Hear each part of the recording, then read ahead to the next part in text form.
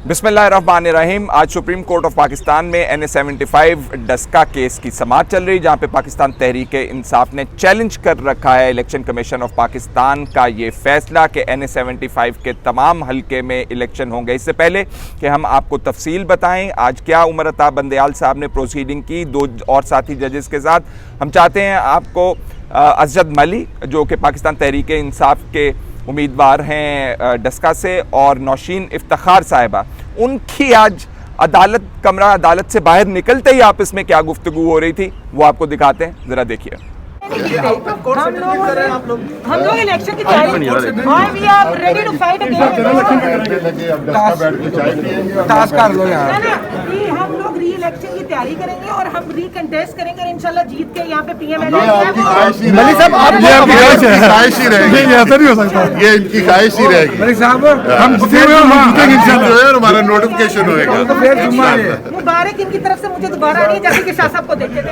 आपने देखा कि उनकी गुफ्तगू जो है क्या हुई आपस में। कुछ साफियों का कहना था कि टॉस ही कर लें, इससे बेहतर है कि आप अदालत के अंदर केस लड़ रहे हो। खैर ये साफियों की बात, जरा केस की बात करते हैं। आज बहुत इंटरेस्टिंग रिमार्क्स हैं उमर अता बंदयाल साहब के दाएं और बाएं जो जजेस बैठे हुए हैं, जिसमें काजी मोहम्मद अमीन साहब हैं और जस्टिस मज़ाहिर अली नकवी साहब हैं। मैं कहूँगा उनके जो आपस में आर्गूमेंट्स हैं वो पोल्स अपार्ट, एक बिल्कुल एक्सट्रीम लेफ्ट पे उनके व्यूज़ हैं और एक एक्सट्रीम राइट पे हैं।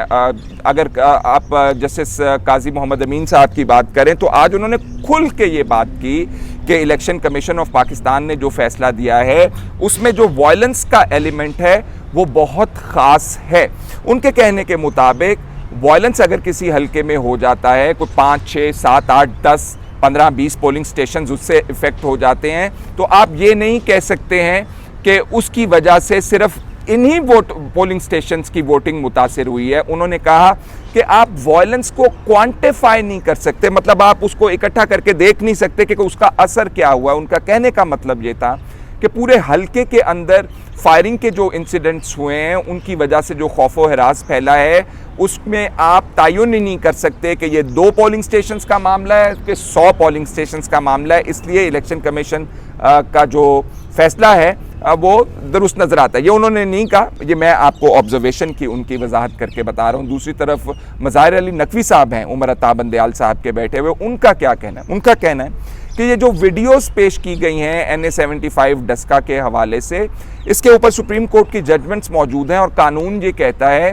कि आप जब तक ये नहीं बताएंगे कि इसका फॉरेंसिक ऑडिट हुआ है इस वीडियो का कि नहीं, कि इसका ऑथर, इस वीडियो को बनाने वाला कौन है कौन नहीं है, तब तक मामलात आगे चल ही नहीं सकते हैं। आप इसको बतौर एविडेंस जो है वो इकट्ठा करके इसकी बुनियाद पर फैसला नहीं दे सकते हैं। उमर अता बंदयाल साहब ने आज जिन मामलात की तरफ इशारा किया उसमें सेक्शन 9 है जो कि इलेक्शन कमीशन ऑफ पाकिस्तान को एम्पावर करती है कि वो किसी भी केस के हवाले, किसी भी इलेक्शन के हवाले से फ़ैसला कर सके। आज जो मली साहब के या पाकिस्तान तहरीक-ए-इंसाफ के जो कैंडिडेट हैं उनके वकील शहजाद साहब जो थे वो आर्ग्यू कर रहे थे अदालत के अंदर। दूसरे वकील नौशीन इफ्तिखार साहिबा के सलमान अकरम राजा साहब आज तशरीफ़ नहीं लाए बिकॉज उनको कोरोना हुआ और उन्होंने अपने आप को आइसोलेट कर लिया। तो जो तहरीक-ए-इंसाफ के वकील थे या उनके कैंडिडेट के जो वकील थे उनका कहना ये था कि ये पोलिंग स्टेशन के अंदर जो मामलात हुए वो चंद पोलिंग स्टेशंस हैं, उन्हीं के ऊपर आप इलेक्शन करवाइए और बाकी जो 340 पोलिंग स्टेशंस हैं उनके ऊपर इलेक्शन करवाने का फ़ायदा ही कोई नहीं है। जस्टिस उमर अता बंदयाल साहब ने चंद इंटरेस्टिंग क्वेरीज जो हैं वो रेज़ की हैं। उनमें से एक तो ये है कि वो पूछ रहे थे कि बताइए कितने पैसे लगते हैं एक इलेक्शन करवाने में, क्या 30-40 करोड़ रुपया जो है इस अवाम का इस इलेक्शन के अंदर लग जाता है। और आज उन्होंने secretary election commission of Pakistan को ये कहा है कि आप बताइए हमें कि इस पर अगली तारीख के ऊपर जो जुमे को होगी कि कितने पैसे लगते हैं एक पूरा इलेक्शन करवाने के लिए। तो ये भी जज साहब के जहन में एक बात चल रही। दूसरी बात जो सेक्शन 9 के हवाले से हम आपको बता रहे थे, जज साहब कह रहे हैं, जो हेड कर रहे हैं बेंच को जस्टिस उमर अता बंदयाल साहब, वो कह रहे हैं कि ट्रिब्यूनल के इख्तियारात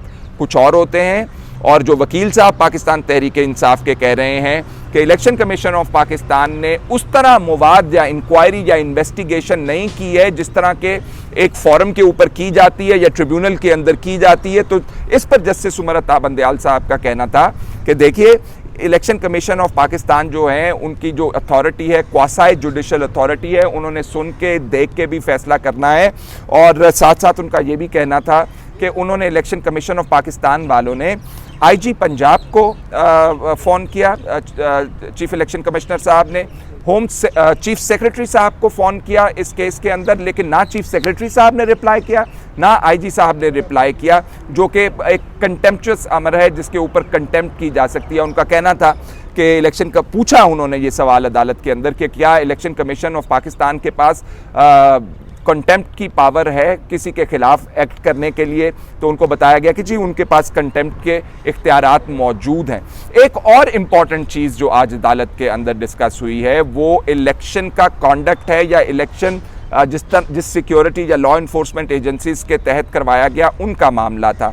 ये बात खुल के आज सामने आई कि जो लॉ इन्फोर्समेंट एजेंसीज थी उन्होंने उसी वक्त इन मामलों के अंदर, जो कि फायरिंग के मामला थे और वायलेंस के मामला थे, किसी किस्म का रिस्पांस जो है इलेक्शन कमीशन ऑफ पाकिस्तान को नहीं दिया, जिस पे उमर अता बंदयाल साहब फरमा रहे थे कि देखिए ये इलेक्शन कमीशन ऑफ पाकिस्तान की गलती नज़र आती है। उन्होंने कहा कि जहां अगर फ़ौज के तहत ये इंतज़ामात हुए होते इस इलेक्शन के तो फिर मामलात कुछ और होते, और अगर रेंजर्स को बुलाया गया या पुलिस को लगाया गया इस इलेक्शन में इसकी सिक्योरिटी के लिए, तो ये इलेक्शन कमीशन ऑफ पाकिस्तान की कमज़ोरी नज़र आती है या खामी या गलती उनकी नज़र आती है। लेकिन एक ओवरऑल व्यू जो आज अदालत के अंदर इलेक्शन कमीशन ऑफ पाकिस्तान के हवाले से आया वो ये है कि ये एक आइनी इदारा है, इंडिपेंडेंट इदारा है, इसके मामलात जो हैं ये खुद तय करता है और सुप्रीम कोर्ट बगैर जवाब के इसमें इंटरफेरेंस नहीं करेगा। आर्गुमेंट्स दोनों की तरफ से आ चुके हैं। अब जुमे वाले दिन सलमान अकरम राजा साहब जो है वो अपने आर्गुमेंट देंगे, नौशीन इफ्तिखार साहब के वकील, और उसके बाद अदालत फैसला करेगी कि इस इलेक्शन के अंदर क्या आया 340 पोलिंग स्टेशंस के ऊपर दोबारा इलेक्शन करवाया जाए या फिर वो 20 पोलिंग स्टेशंस जिनके हवाले से दरख्वास्त दी गई थी और उसमें से 14 पोलिंग स्टेशंस ऐसे पाए गए थे जिनके अंदर बेशुमार किस्म की इरेगुलरिटीज़ थी, उनके ऊपर इलेक्शन करवाया जाए। जुमे वाले दिन आप एक्सपेक्ट कर सकते हैं कि इसका फैसला या तो रिजर्व होगा या कोई ना कोई शॉर्ट ऑर्डर आपके सामने आ जाएगा। इतना ही, इजाज़त दीजिए, अल्लाह हाफ़िज़। भागना तो नहीं ना। मलिक साहब करवा ले रहे थे पूरे हल्के के अंदर, क्या होता है? हम जीता हुआ आदमी भी कभी आपने इलेक्शन लड़े ना, आपको पता लगे। हारा हुआ तो चाहेगा कि 10 दफा हो जाए। हम तो जीता हुआ जीते हुए भी कभी कराता है। 340 पोलिंग स्टेशन पे नहीं हम जीते, हमें प्राइम मिनिस्टर ऑफ पाकिस्तान का हुक्म है, उन्होंने कहा कि 20 करा दो।